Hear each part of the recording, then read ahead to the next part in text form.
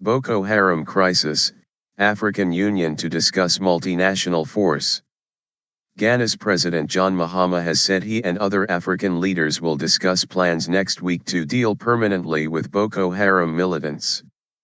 He said he wanted African Union, countries to produce a specific plan of action for tackling the Nigeria-based Islamist group collectively. This has to end. We have to make this terror end, he said. Boko Haram has seized control of many towns and villages in northeast Nigeria in a 6-year insurgency. It has also begun threatening Nigeria's neighbors and earlier this week launched a raid on a military base in northern Cameroon. Cameroon fight. Mr. Mahama said, "We must find a way to act together to share information, to synchronize our strategies, to pool our resources in order to rid the entire African continent of terrorism. We cannot stand by silently, idly waiting for the international community to intervene on our behalf." He said the crisis over Boko Haram was increasingly getting to the point where probably a regional or a multinational force is coming into consideration. Earlier, Cameroon said Chad was sending a large contingent of troops to help it fight incursions by Boko Haram.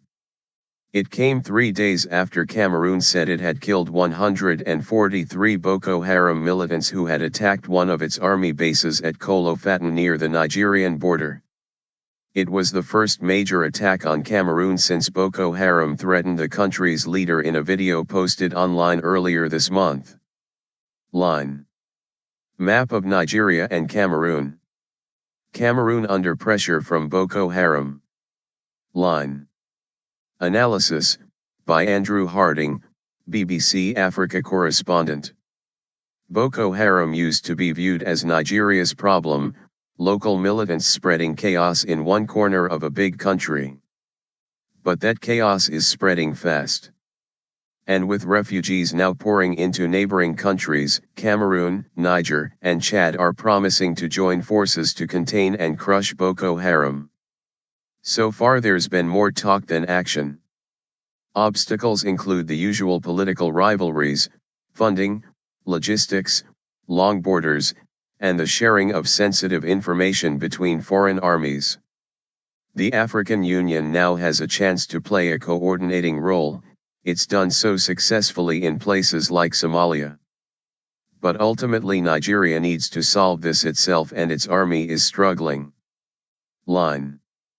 A French-led initiative called for Nigeria, Niger, Cameroon, and Chad to contribute 700 troops each to a multinational force against Boko Haram, but no country has taken steps to implement the plan. Chad previously had some troops based in Baga, a Nigerian town seized by Boko Haram earlier this month, but they had been withdrawn before the attack. Niger and Cameroon have both criticized Nigeria for failing to do more to confront Boko Haram. Correspondents say Nigerian politicians appear more focused on campaigning for elections next month than on security issues, and senior figures rarely comment on the insurgency in the northeast. Graph showing number of civilians killed in Boko Haram attacks since 2010. On Thursday, President Goodluck Jonathan made an unannounced visit to the area, his first for nearly 2 years. He told displaced people in the biggest city of Borno State, Maiduguri, that he was working very hard to help them return to their homes. Mr. Jonathan's visit came as the human rights group Amnesty International released satellite images of towns attacked by Boko Haram, suggesting widespread destruction and a high death toll. The pictures showed about 3,700 structures damaged or destroyed in Baga and neighboring Doron Baga last week, the rights group said. Nigeria's government has disputed reports that as many as 2,000 people were killed in and around Baga, putting the number of dead at no more than 150.